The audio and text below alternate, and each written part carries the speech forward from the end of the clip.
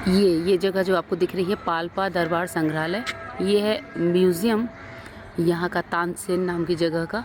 लेकिन हम लोग आए हैं शाम के 6 बजे, जब ये म्यूज़ियम शायद 5 बजे ही बंद हो जाता है। तो हम अंदर तो नहीं गए, लेकिन बाहर से ही हम इसको शूट कर रहे हैं, आपको दिखा रहे हैं। और कल मॉर्निंग में अगर मौका लगा, शायद सुबह 7 बजे खुल जाता है, तो फिर हम यहाँ ज़रूर आएंगे। और इधर आपको दिखाते हैं, बहुत ही खूबसूरत से पहाड़ों पर इस तरीके से तानसेन लिखा हुआ है। ये मुझे जगह बहुत अच्छी लगी। ये देखिए इस तरीके से पहाड़ों पर लिखा हुआ है। और इधर का ये व्यू है। हम लोग अभी भुट्टा खा रहे थे यहाँ बैठकर, हमारे साथ हमारे ड्राइवर भैया हैं। और ये इसके सामने का व्यू है, बिल्डिंग्स हैं कुछ बहुत ही खूबसूरत। पहाड़ों की बिल्डिंग्स इस तरीके से होते हैं, आपको पता ही है, छोटे छोटे से। यहाँ कुछ लोग बैठे हुए हैं और पूरा ही जो माहौल है वो बहुत ही खूबसूरत है। शाम का टाइम है तो हम यहीं बैठ गए। ये जो चेयर्स वगैरह यहाँ लगी हैं,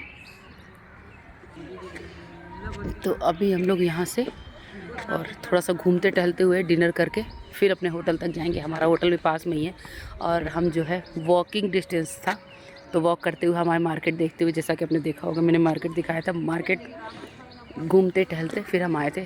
और यहाँ के भुट्टे बहुत फेमस हैं, तो जब आप कभी आएँ तो भुट्टे ज़रूर खाइएगा। और बहुत ही मीठे, बहुत ही बढ़िया भुट्टे हैं। 40 रुपीज़, मतलब नेपाल की करेंसी, नेपाल करेंसी में 40 रुपीज़ के भुट्टे मिले और अच्छे थे, बढ़िया थे। बड़े बड़े हैं तो आराम से एक भुट्टे में 2 जन खा सकते हैं। और यहाँ का भी शायद कुछ टिकट लगता होगा, जो कल आने पे पता चलेगा। और म्यूजियम के पीछे ही जब हम आए तो हमने देखा कि बहुत ही खूबसूरत सा एक छोटा सा मंदिर था, शायद माता का मंदिर था। और मंदिर में तो अंदर हम नहीं गए, क्योंकि मतलब खाया पिया हुआ होता है, सुबह के कपड़े पहने हुए थे, तो हमने कहा मंदिर में अंदर नहीं जाएंगे, बस बाहर से ही दर्शन कर लेते हैं, शूज वगैरह भी उतारने पड़ते। तो मंदिर के जो पास की जगह थी वहीं हम बैठ गए थे। और शाम के टाइम पे नेपाल का जो मौसम होता है वो बहुत बहुत ही अच्छा होता है। दिन में तो आपको बहुत धूप मिलेगी। और हम लोग गए थे मई और जून के बीच में, जून आप मान सकते हैं, जून के शुरुआत में हम गए थे। तो काफी ज्यादा दिन में धूप मिल रही थी, लेकिन शाम में जो मौसम हो रहा था वो बहुत अच्छा हो रहा था, बहुत ज्यादा सुहाना सा हो रहा था। तो आप मॉर्निंग में जो है 11 या 12 बजे तक और शाम में 4 या 5 बजे के बाद आराम से घूम सकते हैं। उसके बाद से जब हम बाहर निकले तो भुट्टे हमने देखे वापस से, और हमने फिर से खाए। हमें इतने अच्छे लगे कि हमने फिर से खाए भुट्टे। और उसके बाद से जो है हम निकल चुके हैं मार्केट की तरफ, कि हमने सोचा कि हम मार्केट जाएंगे और कुछ खाते पीते हुए फिर अपने होटल की तरफ जाएंगे। तो जो ड्राइवर थे वही हमें गाइड कर रहे थे, वही हमें सारी जगह दिखा रहे थे। मैंने कहा भैया यहाँ का कुछ लोकल फूड है जो इंडियन टच लिए हुए है वो खिला दो, क्योंकि कुछ अच्छा खाने की इच्छा हो रही है। उनका चलिए आपको बहुत अच्छी जगह पे, छोटी सी जगह है लेकिन चाट खिलाता हूँ। चाट आपको देखने में तो अप टू द मार्क नहीं लग रहे होंगे, लेकिन चाट ये जो हमने खाई थी वो बहुत ही टेस्टी थे। इसमें इन्होंने क्या किया था, मटर और आलू को अच्छे से फोड़ दिया था, और उसके बाद से ऊपर से जितनी चीजें हमारे यहाँ डालते हैं चाट की चीजें, नमकीन है और सेव है, जो मतलब पुचके वगैरह फोड़ के, प्याज और चाट मसाला वगैरह वो सब कुछ डाला था। बहुत अच्छे से चाट को सर्व किया था। फिर हमने पूछा कि अगर थोड़ी सी दही है तो दही डाल दीजिए, तो उन्होंने ऊपर से दही डाली थी।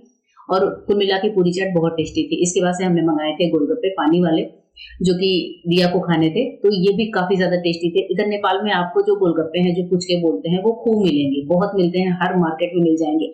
बस बनाने का तरीका थोड़ा सा डिफरेंट होता है। तो चाट वगैरह खाने के बाद हम वापस से मार्केट की तरफ मुड़े, और अभी जो है अंधेरा हो रहा था। तानसेन में क्या होता है कि रात में 8:30-9 के बाद मार्केट बंद होने लगता है। इसके बाद से हम आए थे ए पास के खेल स्टेडियम में, जो कि शायद क्रिकेट ग्राउंड था, क्या था। यहाँ पर भी हमने काफी देर तक वॉक वगैरह करी, क्योंकि अभी हमें भूख नहीं थी, हम ऐसे ही हल्का फुल्का खा कर ही चले थे। तो यहाँ पर हमने काफी अच्छा टाइम स्पेंड किया था।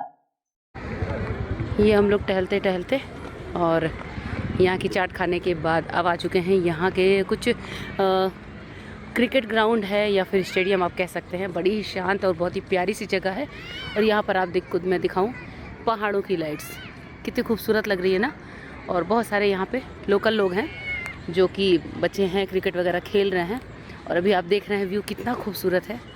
आगे जा रहे हैं दिया और दिया के पापा, मैं पीछे हूँ। बहुत ही खूबसूरत व्यू है इस समय का।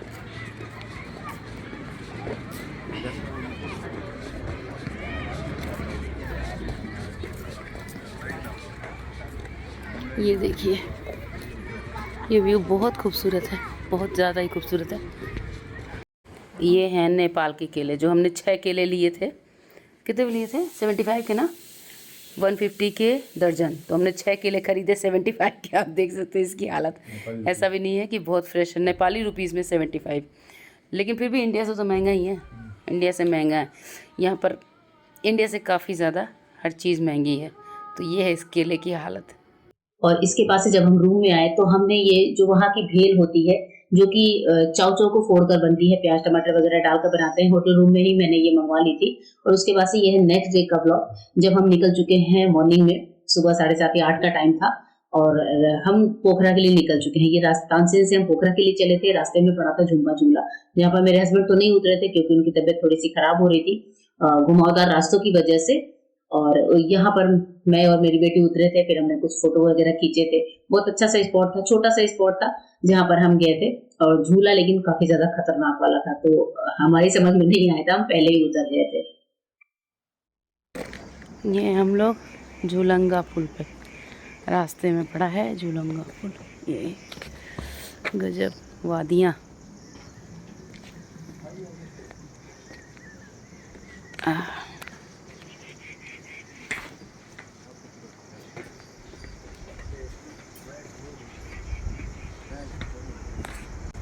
चल बेटा चल।